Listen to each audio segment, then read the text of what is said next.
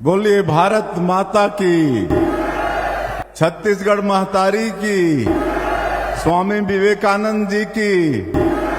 आज आप सभी लोगों को युवा महोत्सव की बहुत बहुत बधाई देता हूं, शुभकामनाएं देता हूं।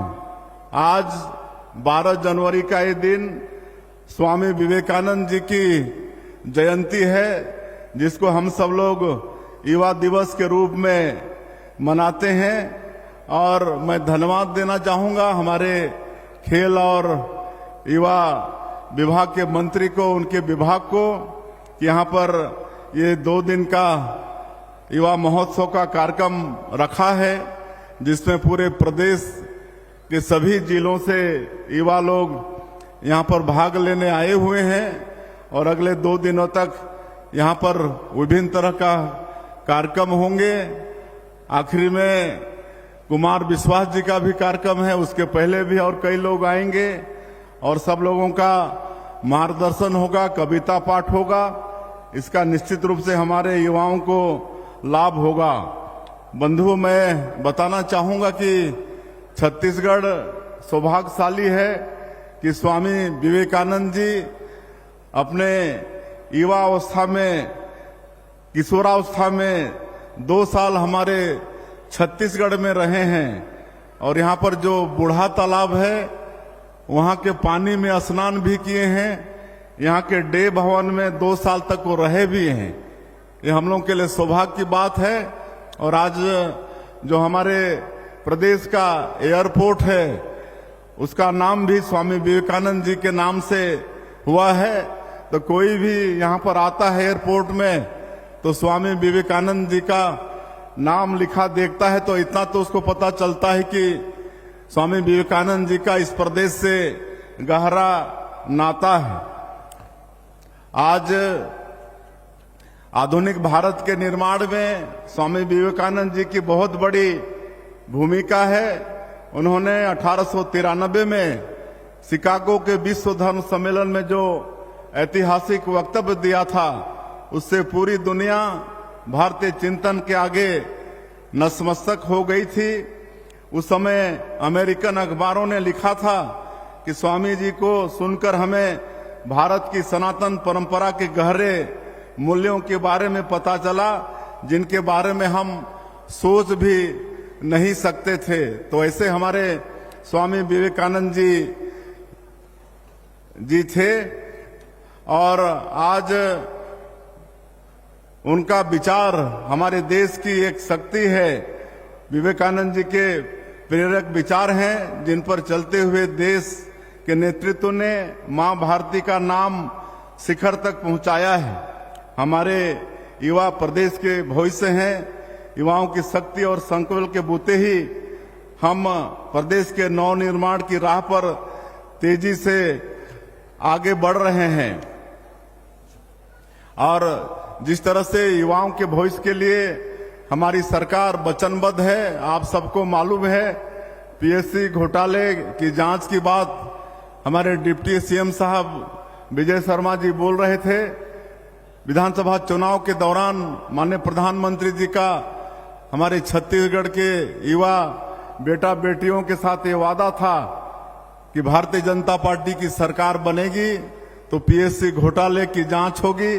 और आप सबको मालूम है कि आज सीबीआई उसकी जांच कर रही है और दोषीदार जेल के शिक्षकों के अंदर जाना शुरू हो गए हैं। ये बच्चों के साथ में सरकार न्याय दे रही है। अभी इस साल जो पीएससी का रिजल्ट घोषित हुआ, तो उसके टॉप 10 के बच्चे और उनके माता पिता, अभिभावक, वो सब हमसे मिलने आए थे।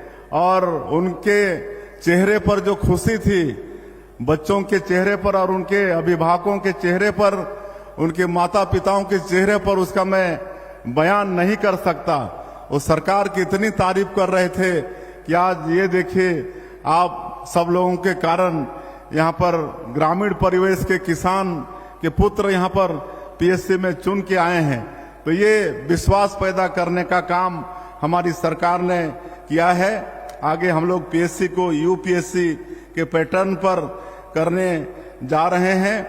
और एक तरह से हमारे युवाओं पर अभी पीएससी का जो रिजल्ट आया है उससे एक विश्वास बढ़ा है। मैं आज के इस अवसर पर युवाओं से भी आह्वान करना चाहूंगा कि आप सब लोगों के लिए एक अच्छा वातावरण प्रदेश में है और जो हमारे बच्चे आगे चल के एसपी, कलेक्टर, डॉक्टर, इंजीनियर ये सब बनना चाहते हैं, प्रतियोगी परीक्षा की तैयारी करना चाहते हैं। हम लोगों का ट्राइबल यूथ हॉस्टल दिल्ली में है, वहां पर निःशुल्क आप लोगों के रहने की व्यवस्था है, जिसका सीट हम लोगों ने 200 कर दिया है, तो उसका लाभ भी आप लोग लें। हम लोग व्यापम की जो परीक्षा है उसका वार्षिक कैलेंडर जारी कर दिए हैं। अब हमारे बच्चों को उसकी पूरी जानकारी है। हम लोग प्रदेश में नई शिक्षा नीति भी लागू किए हैं और ये नई शिक्षा नीति खाली डिग्री देने का काम नहीं करेगा, बल्कि रोजगार की शिक्षा भी देगा, ताकि हमारे बेटा बेटी आगे चलकर जिनकी सरकारी नौकरी नहीं लगेगी वो किसी न किसी रोजगार से जुड़कर अपना भविष्य संवारेंगे। इसलिए हम लोगों ने नई शिक्षा नीति लागू की है और नई उद्योग नीति भी हम लोगों ने लॉन्च की है। नई उद्योग नीति वर्ष 2024-2030 और इसमें युवाओं का बहुत ख्याल किए हैं और इन उद्योग नीति के माध्यम से जो उद्यम आएंगे उसमें अधिक से अधिक हमारे बेटा बेटियों को रोजगार मिले, इसकी भी व्यवस्था नई उद्योग नीति में है। हम लोग, हमारे छत्तीसगढ़ के युवा बहुत प्रतिभावान हैं, उनके भीतर अनूठे विचार हैं। स्टार्टअप की छत्तीसगढ़ में बड़ी संभावना है, इसे भी हम बराबर प्रोत्साहित कर रहे हैं। हम कोवर्किंग स्पेस बना रहे हैं जहां बेहद कम खर्च में स्टार्टअप आरंभ करने की इच्छा रहने वाला युवा अपना सेटअप स्थापित कर सकता है। आईटी सेक्टर को भी विशेष रूप से हम प्रेरित कर रहे हैं। नया रायपुर में तेजी से आईटी कंपनियां अपने यूनिट आरंभ कर रही हैं। शीघ्र ही नया रायपुर नई आईटी हब के रूप में स्थापित होने वाला है। हाल ही में जगदलपुर में बस्तर ओलंपिक का आयोजन हुआ था, जिसमें 1,65,000 हमारे उस क्षेत्र के युवा लोग भाग लिए। बड़ा सफल रहा। हमारे देश के यशस्वी प्रधानमंत्री श्री नरेंद्र मोदी जी ने अपनी मन की बात में बस्तर ओलंपिक की बहुत प्रशंसा की और हम लोग छत्तीसगढ़ में खेल को भी आगे बढ़ाने के लिए प्रतिबद्ध हैं। इसके लिए हमारे युवा खेल मंत्री श्री टंकराम वर्मा जी बिल्कुल लगे हुए हैं, अधोसंरचना खड़ी कर रहे हैं, खिलाड़ियों को ट्रेनिंग की पुख्ता व्यवस्था कर रहे हैं। अभी 75 बच्चे युवा महोत्सव में भाग लेने दिल्ली गए हुए हैं। आदरणीय खेल मंत्री के घर में हम लोग उनको शुभकामना देकर विदा भी किए हैं और आज मुझे जानकारी है कि उनकी मुलाकात माननीय प्रधानमंत्री जी से हुई है। इस तरह से पूरे देश में हमारे प्रदेश के युवाओं का धूम है। मैं इस प्रदेश के सभी युवाओं को आज के इस अवसर पर बहुत बहुत बधाई, शुभकामनाएं देता हूं। उनके उज्जवल भविष्य की कामना करता हूं और खेल और शिक्षा के क्षेत्र में सरकार जो सुविधा उपलब्ध करा रही है उन सुविधाओं का लाभ लें और विकसित छत्तीसगढ़ बनाने में आप सब लोग की महती भूमिका रहेगी। वो भूमिका आप लोग निभाएंगे। एक बार फिर से युवा महोत्सव की आप सभी लोगों को बहुत बहुत बधाई देते हुए अपनी बात समाप्त करता हूं। जय हिंद, जय छत्तीसगढ़।